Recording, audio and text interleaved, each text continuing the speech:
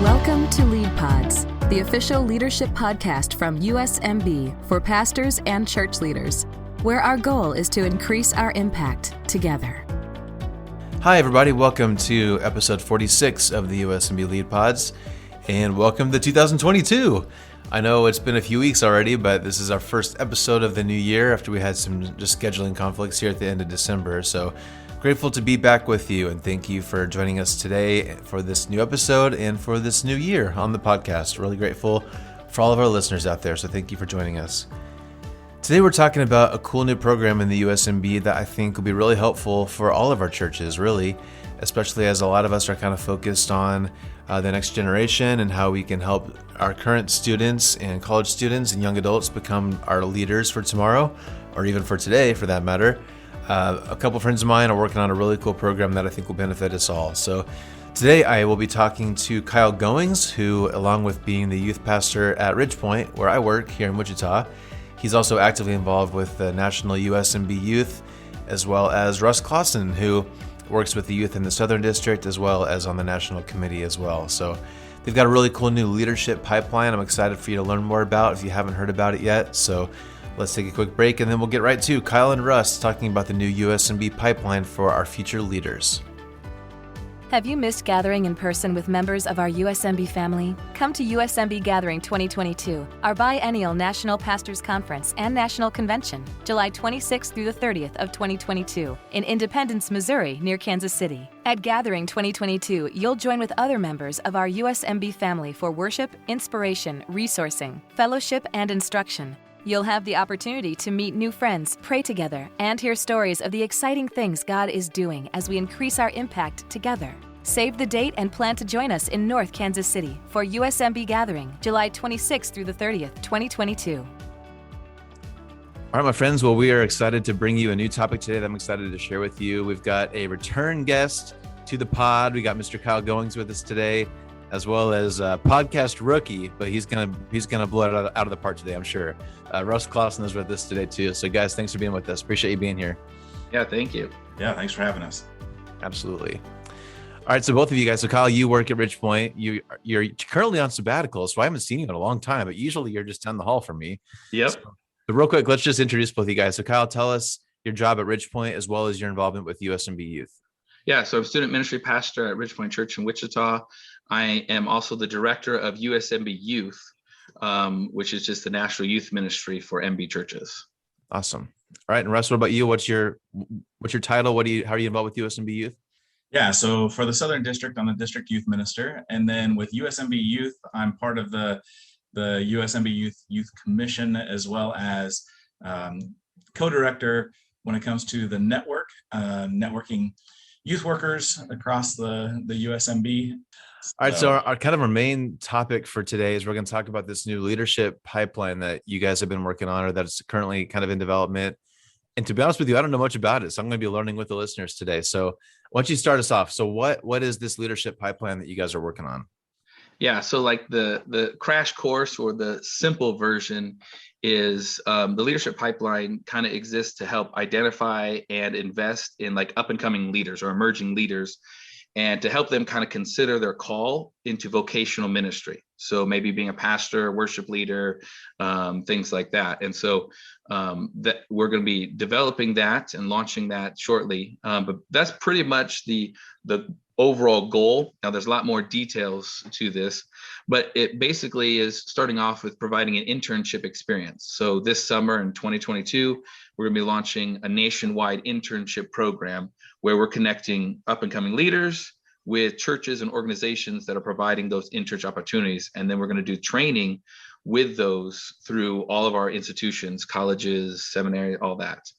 So that's kind of the overall big picture of what the pipeline is. When you're talking about these kind of up and coming leaders, are you talking, is it high school students, college students, just graduated, all the above? Or how do you define this kind of next generation of leaders? Yeah, so that's an interesting thing. I would say we're starting off small. So think of a pebble hitting a pond. Okay, the pebble's pretty small, but it's going to take time for those waves to get bigger and bigger and eventually hit the edge of the pond.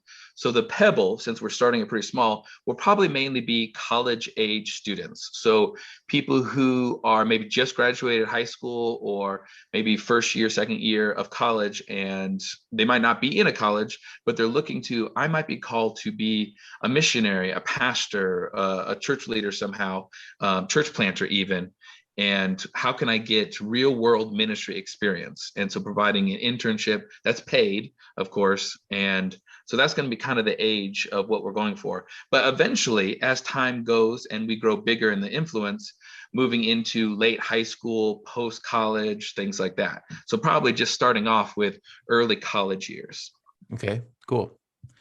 So obviously you're starting this because you're recognizing there's a need for it, right? Or there's some kind of problem that you're trying to solve. So walk us through like what led to this creation of this pipeline? Like what are you seeing that you feel like this is necessary? Yeah, what's interesting is I'll have a need, and then Russ will share his need, and it's interesting. They're separate needs, but the solution can be the same thing. So what I'm noticing on a national level, and also with a local church level, is there seems to be what I call a leak in leadership development, particularly in the Mennonite Brethren world. So if you think of leadership development as a pipe, so just think of leadership development as a pipe. You have late high school students who might be called into leaders or whatnot. They're moving into college age, then the seminary, then post-college, then investing in churches, but it's not happening. We are not raising up leaders in our own denomination and filling in those leadership gaps that are in our churches or organizations. So something's leaking, if you will. So one of the things that we're doing with the pipeline is trying to create some intentionality. We're not creating anything new. Other denominations have leadership development. Leadership development has been around. It's a buzz phrase for years. But some intentionality and some communication to connect churches and leaders together and just kind of make it a bigger development and more gain experience, help with resources, training, opportunities to get experience in the real world, and rather just in a classroom setting. There's nothing wrong with just a classroom setting, but man, it's totally different experience doing ministry and learning at the same time, kind of on the job training, than sitting in a classroom and hearing about and just studying the theories. So that's kind of what my goal is to kind of creating a leadership development national program. Yeah, and one of the things that I'm seeing is that as district youth minister, I'll have churches that are looking for youth workers call and say, hey, do you have any names for me? And I don't really right now. And so my suggestions are to look at multiple seminaries, multiple colleges, and there's just not a lot of youth workers or even people going into ministry right now. And so I think one of the things we need to be really conscious and intentional about is tapping people on the shoulder, having church leaders and people in our churches really identifying and finding those people that might be potential leaders in the church and maybe in pastoral ministry. And so how do we create that funnel or even that, like Kyle was talking about, the pipeline, the line? How do we start it? Where is the pool of resources that comes from there? And I think we need to really be tapping people on the shoulders as one of the mobilizers for the pipeline. That's going to be one of my priorities, is helping encourage churches to tap shoulders and encourage their college age students to be considering that, and even beyond, before that, high school students, junior high students. Hey, I see these types of interests in you, and I think God might be doing something, and see where that leads. Plant those seeds, see where it leads. Pray over your congregations, pray over your children and youth ministries, and who are the people that are being put on your heart to talk to about that, and to create that funnel that leads into the pipeline. And then for our ultimate goal of the pipeline then is to have this pool at the end of the pipeline that's ready for ministry positions within their churches. Mm-hmm. Yeah, and churches and organizations can just look to the leadership pipeline to say, hey, I need a leader. Okay. And there's this pool of, we got a bunch of leaders ready to go. Mm-hmm. So yeah, I want to hear more about that. So let's say since both of you are involved in youth ministry, let's say either of you have, maybe it's a student in your youth group, Kyle, or Russ, is someone that you meet at a camp or whatever. It's a high school kid that you think has a lot of potential for, being a pastor or whatever position you think they might be a good fit for. So like what actually is the pipeline? What will that student do if you kind of recognize some potential in them?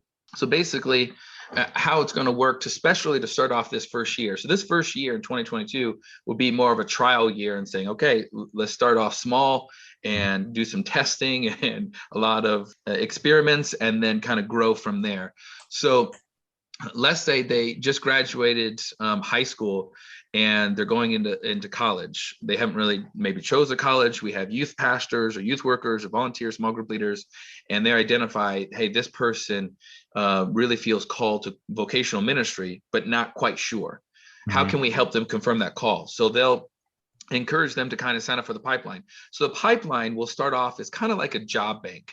So we'll have churches create profiles on our website and then create job opportunities. So maybe they have 3 interns for this summer, 10 to 12 weeks long, and they'll create job opportunities, and that church will have a profile. The interns will then come on and then they'll create their own profile. So a candidate or intern profile.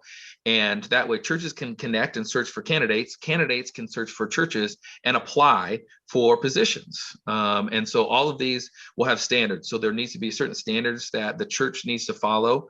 It has to be a paid position. We're not looking for volunteers in this. We want to encourage people to dedicate the full-time ministry this summer. And that means they need to have money for food and gas and things like that, rather than just kind of volunteering.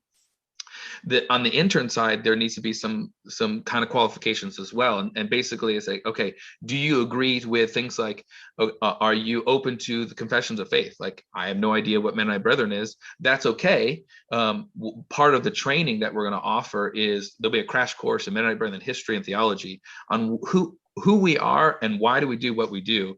That's something that's part of that. So you don't have to be part of an MB church to be part of the pipeline. It's a pretty open funnel at the beginning, but through this process, hopefully you fall in love with this denomination, you fall in love with the passion and the vision that it has for it, and then you can invest in that throughout this pipeline.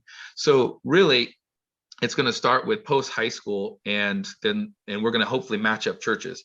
So a mobilizer is someone who works for the pipeline, and they'll help recruit volunteers, they'll help recruit churches, they'll help creating the profile page and all that. But a lot of the interns, or the interviews, I should say, is on the church. So throughout this pipeline, they'll be matched with a spiritual coach, basically a supervisor, where they're meeting once a week. So it's not like this intern will show up and, hey, go paint this wall for 2 weeks. And there's no ministry training. We want them to actually do ministry, to actually learn how to preach if they're in youth ministry, form a team, create a song list, if they're doing worship, internships, church planting, whatever.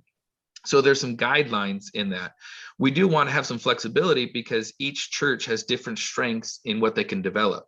So there's some guidelines, but there's a lot of freedom in the middle on what you can experience, what you can learn, what you can kind of do. So the unique aspect, I would say, is the training that's going to happen alongside the ministry experience with this. So really, it requires, like Russ says, tapping on the shoulders and helping people say, hey, you might feel called to the youth ministry. Okay, this is the tool on some possible next steps to help guide you throughout this process. Just to clarify something that you said there. So I think it is a USMB product, right? We're not like, that's part of the deal, right? So is it USMB churches that will be able to hire these students and whatever? But I think you said that any student doesn't necessarily have to be an MB student can create a profile. Is that true? Yeah. So I'm first generation Mennonite Brethren. I grew up Baptist, had no idea about this denomination. It existed until I started working as a youth pastor, fell in love with this denomination.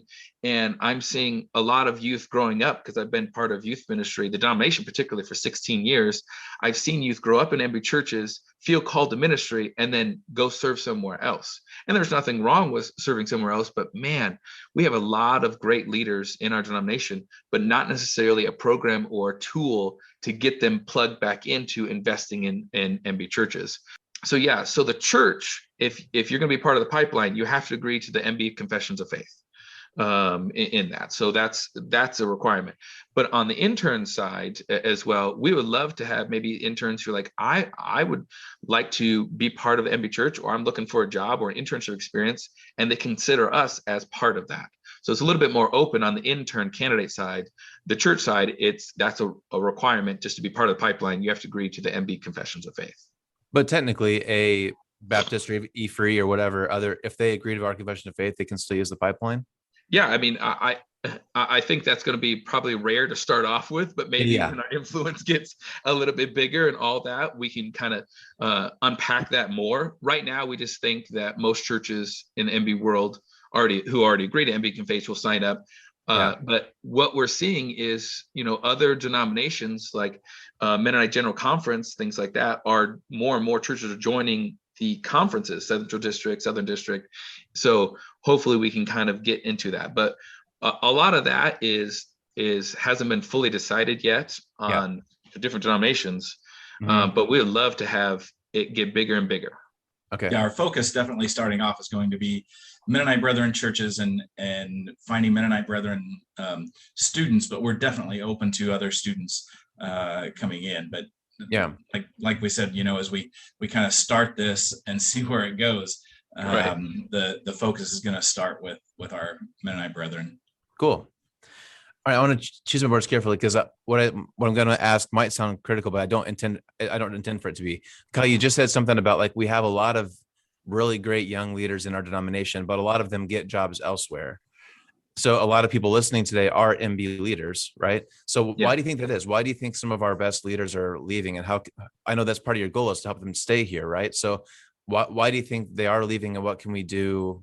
If people listening are MB churches, what can we do to help hang on to those leaders? I know the pipeline's part of it, but there's also cultural things, right?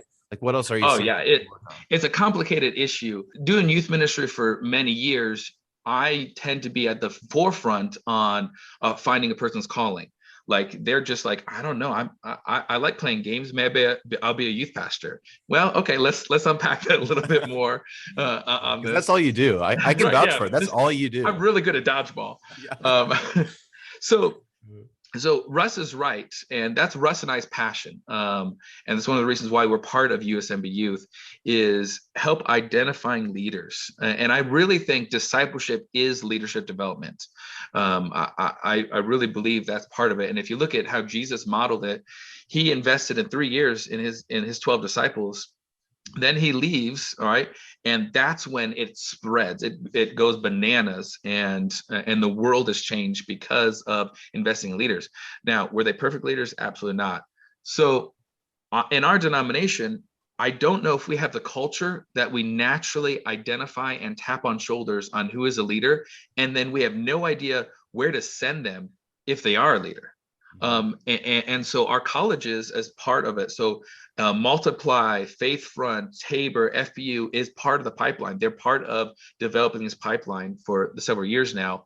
And we're going to be partnering with institutions that we already have, but there's no nationwide communication is another one. It is, if I have an intern or I have a leader who wants to be intern in Wichita, Kansas, I have to have a connection or relationship with a church in California to send them to. Otherwise, I might be sending them to a non-MB church. And so it's not like we're anti non-MB churches, but man, we have a lot of leaders who I think are interested in serving, but they might not know or be even aware of the overall United States Mennonite Brethren churches. I mean, there's 250 churches, I think, in there. And if they're in the Southern District, they might only know about 20 of them. So that's part of it. Before I kind of go on, Russ, what's some other things that you noticed? Yeah, I was just going to say we've got so much to offer, I think, in our MB churches and with our leadership that we have. And there's so much untapped potential there that I think what Kyle's talking about is just being able to connect those. And that's what one of the things we're wanting to do and express a little bit more. And so, yeah, I think just in general, we're not seeing a whole lot of people moving into ministry. Ministry isn't the most exciting vocation to look at right now when it comes to, obviously High pay. Yeah. That's potential and criticism, especially like coming through a pandemic yeah. and just kind of this whole discomfort in tension surrounding church leadership and things like that in our culture right now. And so I think that we just have to be more intentional. We have to be more intentional about raising up leaders, about helping students understand and hear their call. I think God is calling people into ministry all the time. I think that's the call of every believer, is that we want to, that God is asking us to share our faith, and that's leadership in that. And yet there's also, God is calling others to be more specific, whether it's to be an elder in their church or to serve on a leadership team in their church, or whether it's into pastoral ministry.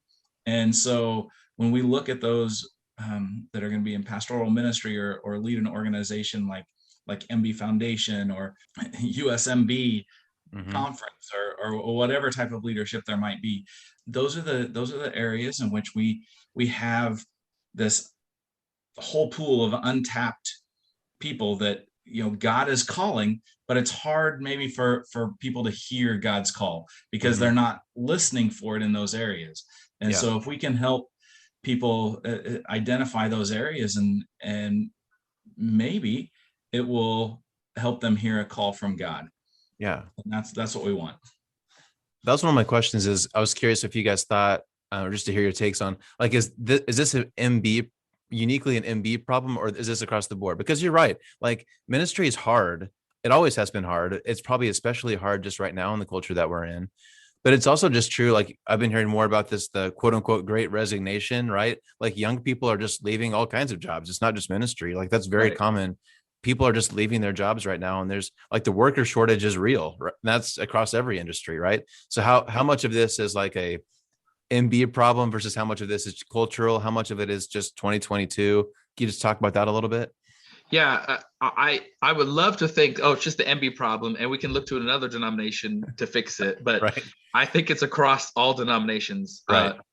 My network that I've talked to, other both national and local other leaders in denominations, they're seeing very similar problems. What's noticing both in the MB world and in the national world, the pastors' average age is getting older. So the average pastor now in ministry is 52 years old. So it's getting older, and the new generation is not coming and replacing them as sooner. So pastors are getting older, but there's not enough up and coming leaders or emerging leaders to replace them eventually when they get to retirement age, natural progression.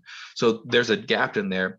The other thing is, I think COVID has drastically changed the values and the priorities of what people expect of a pastor. And so in the youth ministry world, they were closer to technology probably than the adult world, but man, it's still a radically different kind of situation because there's more competition now for just youth ministry attention, just the teenagers' attention, let alone the gospel. The gospel is still as powerful as ever, but man, it's being drowned out by so much other stuff. And so the church was the social vehicle to get connected and build friends in the late 90s, early 2000s. But once 2005 hit and social media kind of took over, all of a sudden now it's just one of many voices. And I can get connected at school. I can get connected online. I can get connected through video games. So I don't necessarily need the church to build friends. Now, the church's sole goal is to build friends, but a teenager who doesn't really know or understand Jesus, they're looking for friendship first before they ever look for a savior. And so that's the connection is, okay, how do you build up leaders and give them that new experience? Because some of this can't be taught in a classroom setting. It has to be taught alongside other leaders who are currently going through it. And I think COVID has changed that to where we need experienced leaders, not just we need leaders. And so I look to the medical field. So the medical field has residency programs. It's like a 2 to 4 year residency program. After schooling, you go and you're basically intern or a doctor for 2 years under the tutelage of the hospital or all that, and you learning skills that you can't learn in the classroom, and Right. you're allowing to make mistakes and you're allowing to make decisions, but there's that safety net that says, well, you really messed up this time, you should learn better this time. We don't have that, particularly in MB worlds. I see that in other somewhat denominations or even local churches have a smaller version of that. And those are the ones I'm seeing are their influence is expanding. Their influence is growing. So that's one of the things that we want to do is how can we expand our influence a little bit and expand the kingdom of God through leadership development. Good. Russ, anything to add there? No, I don't think so. That's good. Okay, great. Kyle's pretty comprehensive. That's a very nice way to say that Kyle talks a lot. Yes, that is very nice. Okay, one of the questions I've been thinking about. So I don't know what your actual like pipeline looks like, but I know that, especially for USMB leadership, I'm guessing the ideal pipeline is a student attends an MB church as a kid, a student. They go to Tabor, they go to Fresno, and then they're hired by an MB church. Like that's kind of that's the dream, right? But Kyle, I was thinking about like our church at Ridgepoint. I know a lot of other MB churches. Like most of our staff didn't go to Tabor or Fresno. Yep. And I think there are pros and cons to that. I understand, like, of course, we would love to all be exactly on the same page theologically. And I see the benefit of that. But I also see some benefit in some outside perspective, a little bit of variation in how we lead and how we teach and whatever. So how do you balance that? How do you balance keeping the MB faith and the tradition and all that with the benefit of having some outside opinions? Yeah, absolutely. And that's where I would say collaboration is one of the aspects. So let's say someone grows up in the MB worlds and they feel called to ministry, but maybe they're not quite sure if college is the next step or whatever. They might do the internship first and saying, hey, I want to really help confirm my calling or get my calling confirmed before I signed up for a 4-year degree or sign up to multiply for being a missionary or whatever. And so this could provide experience to help confirm that calling.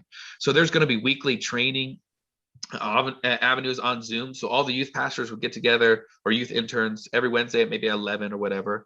And all the worship leaders would get together at Thursdays at 4 or whatever.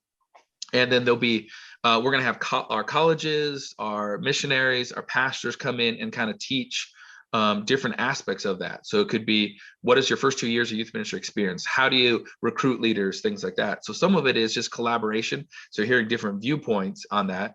The other thing is, one of the strengths of the MB world is that we're not all the same. Even how we interpret the Bible is different. And that's almost a strength to many people. Some people don't think it's a strength, but to many people, it's a strength. And we can utilize that more. I do think we're pretty accepting and open denomination in that. And so that can be a skill set that most people just don't know. I truly believe Mennonite Brethren is a hidden gem in the United States. And just people just don't know for that. So I think if you have a student who grew up in the MB church, what this intern will probably do is you shouldn't be an intern in your church that you grew up in. Mm-hmm. This is a perfect opportunity for a kid in Kansas to go serve in Fresno, California. And I guarantee you, it might be the same denomination, but radically different experiences and cultures. Mm-hmm. It'd be awesome if we have a person in South Dakota serve in the Lamb District or in a Hispanic church or a Slavic church or get that kind of experience as well. I would love to kind of see gaining experience, and I say that over and over again, but that's my heart and passion, and the underlying foundation of leadership development is providing real world ministry experience to kind of help confirm your call. So I think part of that is just collaboration, providing different experiences, and then getting our name out there. Like, we're just launching this now. Like, the website hasn't even launched just yet. It'll be launched at the end of January. So we have a long way to go. But that's kind of the overall goal, I would say. Yeah. And to your question about Mennonite Brethren, students or people that grew up in a Mennonite Brethren church. I think we don't really, I say this kind of tongue in cheek, we don't really care where they end up serving, right? I mean, We want them to be followers of Jesus. We want them to be good, solid leaders. If they end up in a Mennonite Brethren church, that's great. If they end up in another church, that's great too. And the same about if somebody doesn't grow up in a Mennonite Brethren church and they come and serve in a Mennonite Brethren church, that's great. And so we want it to serve our churches. I mean, that's one of the reasons we're doing this. And yet, really, the kingdom of God overall is still much more important than our whether they serve in our denomination or not, right? Yeah. And so we want it to benefit our churches. We see this issue. This is what we're trying to address and create. And at the same time, we're for God. Yeah. And so the more I hear about it, I can see it. Like you're building this in order to serve USMB churches, obviously to find future leaders, but it goes both ways, right? Because you're also developing this for the students to find a good fit for them. And hopefully it's with USMB. That's kind of, we're not hidden that's probably one of our goals, but if it's a great church that we still align with theologically, we want them to serve wherever they're supposed to be, right? So I think I see the benefit both ways. And one of the things Kyle was alluding to is just the vast differences in the churches, in the Mennonite Brethren churches across the U.S. And I think that's one of the things that that's an untapped potential that we really want to continue to explore. Good. That's awesome. So Kyle, you said that the website's not quite live yet. It'll be coming soon if it's not quite out yet. So if people do want to learn more, or they have a student they're interested in kind of getting in the early stages of the pipeline, like what's the next step? How can they learn more? What's next? Yeah, we would love to have the website ready to go, but building a job bank and COVID and all that has kind of pushed it back. So our goal is to launch it late January, early February, and it'll be leaderpipeline.net. So leaderpipeline.net. And that'll be the website. So that'll be the main communication hub once it gets going. You're going to see a lot of it, listen to this podcast, but also social media posts. We're going to be the mobilizers, myself, Russ, Heidi Queering. We're the three mobilizers for the pipeline. And we're going to be calling all individual churches, connecting to the institutions like Tabor and FPU, and just trying to get as many people involved and connected as possible. So you're going to hear a lot about that. But right now, if you absolutely want a question, or a leader who wants to be, hey, they might be interested in that, the best way is just kind of email us right now, info@usmbyouth.com. So info@usmbyouth.com. Like I said, I'd love the website up and running, but it's going to happen soon. But that's the best way if you absolutely need to get a hold of us. Okay. Awesome. I love it. Okay. I think we're starting to kind of wrap things up here. I think it's a great idea. I think it's a need in our denomination. And it's like we just talked about, I think it serves both ways. It serves the students and the churches. So I think it's a great idea, just any way that we can further collaborate with other churches. So I love what you're doing. I think it's great. What else do we miss that you guys want to talk about before we wrap up today? Anything else you want to share with us? One thing, and this might be just a silly thing, but this really has been going on for about 7 years now. So this idea actually came about with Russ and what was called the National Youth Conference Planning Team. So before USMB Youth in 2015, so after NAME 2015, the National Youth Conference, we got together and we realized that there's several churches who didn't attend NAME 2015, but attended previous conferences. So we got into the data. We did some interviews, and really the heart of the pipeline came out of this idea is, okay, every 4-year youth conference, there were changes in the youth pastor. So a lot of youth pastors left for various reasons between the 4 years. And when a new youth pastor hired, most times it was hired outside the denomination. So they have no history MB, they have no connection with the national or even the district level. And so what we're noticing is more and more youth conferences were happening, more and more youth pastors weren't connected just because they didn't grow up to it. And it wasn't that churches intentionally did not want to hire MB leaders, there was no pool to draw from. Right. So we had this idea in 2015, we had no idea what it would be. And then fast forward to 2019, we had YouthCon. And that was the last National Youth Conference. So we actually had to make the tough decision that due to numbers and resources and all that, we could no longer sustain an every 4-year youth conference. that actually gave us the motivation to say, okay, let's do leadership development. We've always dreamed of it for the past 4 years. Let's actually start doing that. So due to the resources going away from the National Youth Conference, we've actually had time and personnel and resources get it dedicated to the pipeline. So we were going to launch spring 2020. We seriously were going to launch March of 2020 and like, okay, we can get this going.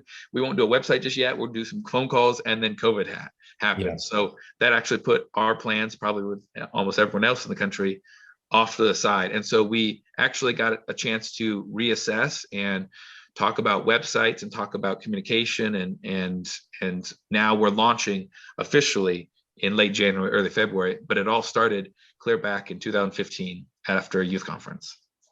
Awesome. Very cool. Yeah.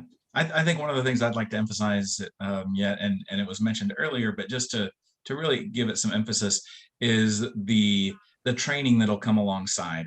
That when an intern is working with the church, weekly training will be happening, an online meeting, and being able to really dive into different issues. Like Kyle mentioned, potentially some MB history, some practical training in the areas in which you're in, and just coming alongside the churches, so the church maybe doesn't have to do everything, but that we can help support and encourage what it looks like and what it might, what some of that specific ministry training might look like in more of an online classroom type of setting. Awesome. Yeah, I mean, we want to benefit the church, and so they can provide leaders and maybe start programs for a 10-week internship that they never could before, or they get help in kids or student ministry or worship, or maybe a church plant needs some help.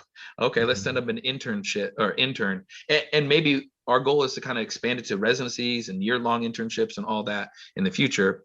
But the other thing is we also want to help and invest in the student, the candidate. So we have colleges, both Tabor and FEU have set up that they'll provide scholarships. If you're part of the pipeline, you're going to get scholarships to those things. There's also paid internships, and you get that experience and that training and all that. So it's a win-win for both the church and the candidate.